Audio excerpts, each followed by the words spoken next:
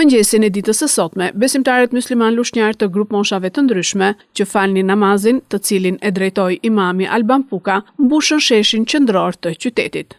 Ceremonia e faljes së Fitër Bajramit filloi në orën 6:30 dhe Muftiu Gramos Bliku në ligjëratën e tij përcolli urimet për paqe e harmoni mes njerëzve. Vëllezër dhe motra, krijuesi i gjithësisë na thot në Kur'anin fisnik: Ya ayyuhalladhina amanu kutiba alaykumus siyam kama kutiba alal ladhina min qablikum la'allakum tattaqun.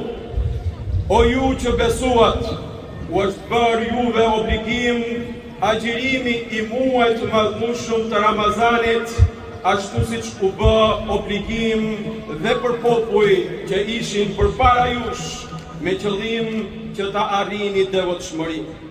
Dhe ja ku jemi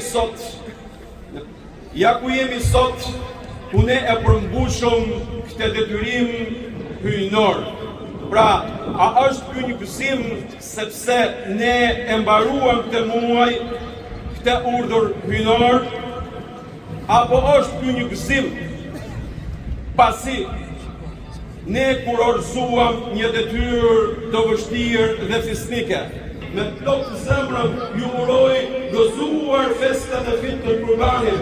Allahu Azza wa Jall ka pranuar për ty, për teje dhe për gjithë besimtarëve, punët e mira, punët e hajrit, gëzuar për shumë jetë, mirësi dhe begati, sjell kjo ditë në mbar byer dhe vatrat e besimtarëve, gëzuar për shumë jetë Fitër Bajramit.